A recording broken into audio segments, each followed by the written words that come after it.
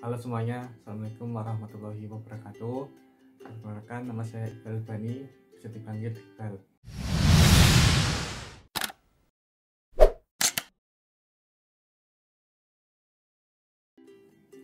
Pada video kesempatan kali ini saya akan membahas materi pembelajaran mengenai seni grafis, mulai dari pengertian seni grafis, kemudian teknik-teknik dalam seni grafis, serta alat dan bahan yang digunakan dalam setiap teknik seni grafis. Langsung saja, yang pertama kita akan membahas mengenai pengertian seni grafis. Kata grafis diambil dari bahasa Inggris, yaitu grafik, yang berarti sebuah tulisan, gambar, ataupun lukisan dengan goresan atau torehan. Sedangkan seni adalah hasil karya yang memiliki nilai estetika atau keindahan. Jadi secara bahasa, seni grafis adalah hasil karya manusia berupa lukisan, gambar. Seni grafis ini merupakan salah satu media ekspresi seni rupa dua dimensi dengan pengerjaannya biasanya di atas kertas, melalui proses cetak mencetak, serta dapat digandakan atau diperbanyak. Seni grafis juga bisa dihasilkan dengan beragam teknik cetak. Teknik cetak ini menggunakan media dan perlengkapan yang beragam. Berikut beberapa contoh karya seni grafis.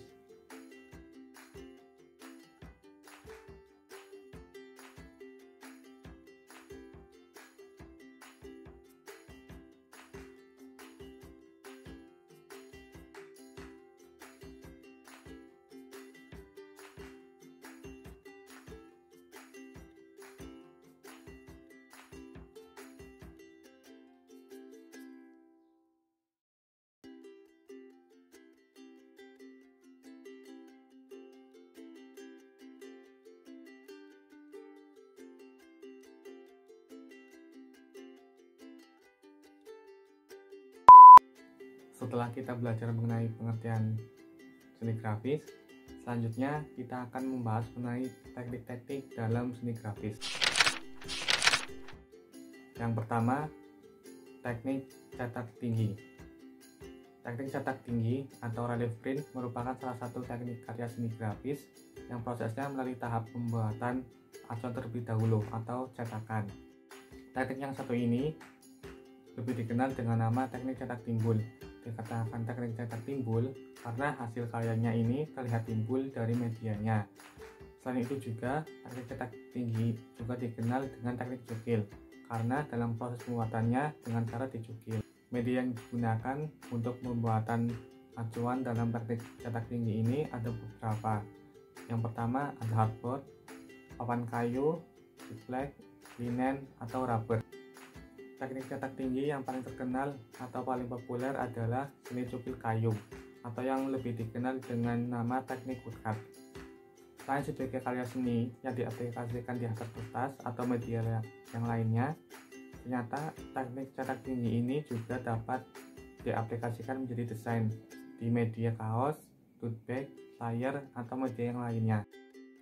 Alat dan bahan yang digunakan dalam teknik cetak tinggi. Yang pertama ada cukil. Cukil digunakan untuk mencukil membentuk pola gambar. Yang kedua ada hardboard, linen, atau rubber. Media yang digunakan dalam teknik cetak seni grafis cetak tinggi yang akan dicukil menjadi acuan. 3. Roll untuk meratakan tinta grafis pada hardboard atau acuan dalam proses cetak. Yang keempat, tinta untuk proses mencetak menampakkan pola gambar. Yang kelima, ada sendok. Sendok digunakan untuk menggosok dalam proses cetak. Selain sendok, bisa juga menggunakan yang lainnya seperti botol atau apapun yang nyaman bisa untuk menggosok tanpa merusak karya. Yang keenam ada baren. Baren juga bisa digunakan untuk menggosok dalam proses cetak. Yang ketujuh, ada alat press. Digunakan untuk proses mencetak dengan mengepres karya dan media seni grafis. Yang ke-8 ada kertas. Kertas sebagai media hasil proses mencetak dalam seni grafis. Yang kedua adalah teknik cetak dalam. Teknik cetak dalam atau yang lebih dikenal dengan intaglio adalah teknik menggores media dengan menggunakan benda yang ujungnya runcing dan tajam. Pada umumnya, media yang digunakan pada teknik ini adalah logam atau tembaga, sehingga tentunya hasil goresan ini sendiri akan bersifat permanen atau susah dihilangkan. Terbalik dengan cetak tinggi, cetak dalam memakai ukiran atau cekungan menjadi tempat tinta tersimpan. Lalu plat ditekan di kertas. Maka tinta pada cekungan setiap ukiran akan ditransfer menjadi gambar yang serupa pada plat logam. Ada 4 jenis teknik cetak dalam. Keempat teknik cetak dalam tersebut yaitu yang pertama ada engraving, yang kedua ada etsa, yang ketiga ada mesotin, dan yang keempat ada dry point. Alat dan bahan yang digunakan dalam cetak dalam. Yang pertama ada tursir.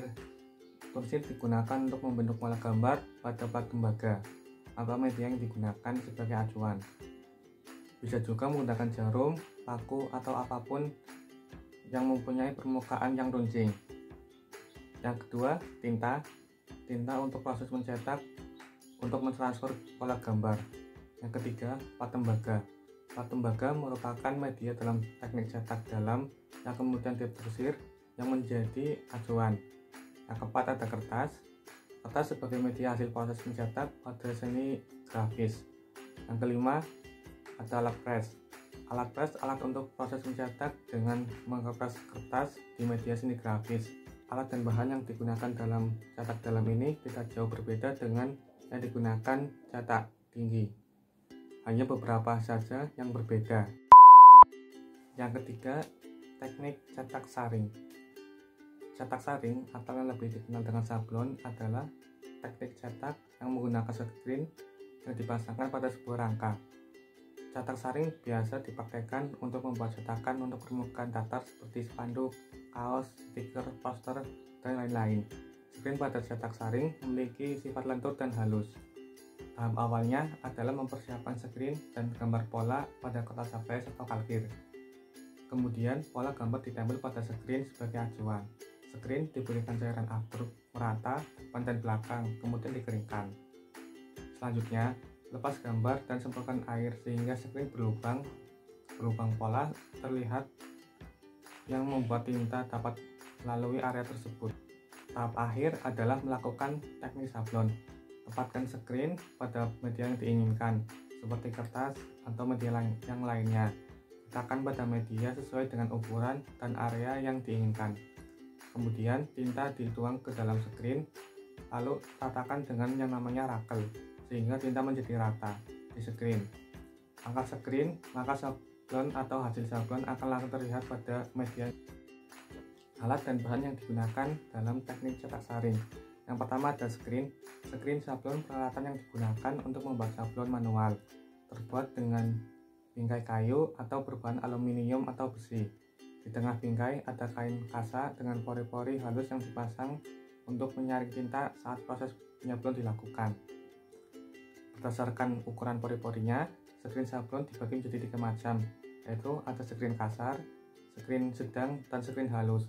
Digunakan untuk tujuan dan jenis media yang berbeda-beda. Yang kedua ada meja. Meja sebagai penyangga screen, kain bisa disablon dengan hasil yang bagus.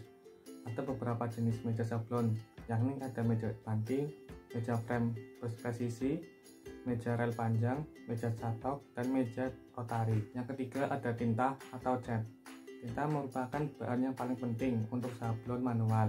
Beberapa jenis tinta yang biasa digunakan untuk penyablonan antara lain ada tinta rubber, tinta pastisol, tinta foil, dan tinta glow in the dark. Yang keempat ada kertas. Dalam proses sablon manual, kertas kalkir dibutuhkan untuk membentuk pola desain di atas screen sablon. Jenis film yang paling banyak digunakan adalah kertas kalkir, ataupun bisa menggantinya dengan kertas HVS atau menggunakan plastik sebagai bahan dasar film. Yang kelima, obat abstruk. Obat abstruk berguna untuk memindahkan gambar dari film abstruk ke screen sablon. Pada sablon yang digunakan pada kain biasanya berbasis air atau water base, sehingga memerlukan emulsi berbasis air. Untuk media sablon yang menggunakan tinta berbasis minyak, gunakan emulsi solvent base. Selanjutnya ada semprotan. Setelah proses abstruk selesai dan gambar filmnya tercetak pada permukaan screen, kemudian membersihkannya dengan air. Tujuannya adalah untuk membuang sisa obat abstruk dan memperjelas cetakan atau desain yang disablonkan ke permukaan kain atau media yang lainnya. Kemudian ada rakel. Rakal digunakan untuk menekan dan mendorong tinta di atas permukaan media yang akan dicetak. Rakal biasanya dibuat atau terbuat dari kayu dengan ujungnya yang terbuat dari karet. Kemudian ada hair dryer. Hair dryer yang berguna untuk mengeringkan tinta yang baru selesai dicetak. Tujuan pengeringan ini agar tinta tidak meluber dan merusak hasil akhir sablon. Kemudian lampu afterglow.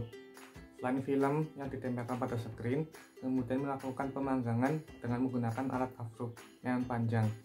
Film yang sudah direkatkan pada screen dan dilapisi dengan obat afterglow kemudian dipanaskan untuk menghasilkan desain artwork atau gambar yang bagus. Kemudian ada papan sablon. Papan sablon berfungsi sebagai alas untuk kain atau media dalam proses penyablonan. Tujuannya agar tinta tidak buram dan hasilnya tidak melenceng dari desain. Dalam proses sablon manual juga memerlukan alat atau wadah pengaduk untuk mencampurkan warna dengan tinta atau mengaduk emulsi. Terakhir ada pembersih screen yang berguna sebagai cairan pembersih untuk mengganti desain pada screen. Teknik cetak yang keempat yaitu teknik cetak datar. Cetak datar atau yang disebut litografi adalah salah satu teknik cetak seni grafis yang ditemukan oleh Alois Schnellfelder pada tahun 1798. Litografi berasal dari bahasa Yunani, yaitu litos artinya batu dan grafien artinya menulis. Karena teknik cetak datar menggunakan lempengan batu kapur, media batu kapur dipakai karena dapat menyimpan tinta minyak. Prosesnya, pertama media batu kapur yang telah diberi minyak dibentuk dengan pola dan gambar yang diinginkan. Kemudian dilakukan pengasaman pada batu tersebut. Dilakukan supaya minyak dapat ditransfer ke batu kapur, sehingga permukaan gambar pada batu dapat terbakar. Langkah selanjutnya adalah melapisi dengan gum Arab atau larutan air pada permukaan batu yang tidak tertutup gambar. Selanjutnya, melapisi area gambar atau yang terkena minyak dengan tinta minyak. Dikarenakan area tidak tertutup gambar dengan gum Arab, maka akan membuat tinta minyak tidak akan menyerap di daerah atau area tersebut. Terakhir yaitu melakukan tekanan dari batu kapur ke kertas yang ingin dicetak. Teknik cetak datar mampu menghasilkan cetakan yang memiliki gradasi halus dengan detail yang baik. Demikianlah tadi mengenai materi seni grafis yang telah saya sampaikan, mulai dari kitab pengertian, macam-macam teknik seni grafis, sampai alat dan bahan yang digunakan. Pada pertemuan selanjutnya, kita akan mengulas salah satu teknik dalam seni grafis, yaitu cetak tinggi, dan akan mempraktikannya, mulai dari persiapan alat dan bahan yang digunakan, sampai proses pembuatan dan hasil akhir. Demikianlah video pertemuan pertama, semoga dapat bermanfaat. Kurang lebihnya mohon maaf. Wassalamualaikum warahmatullahi wabarakatuh. Sampai jumpa di video pertemuan selanjutnya.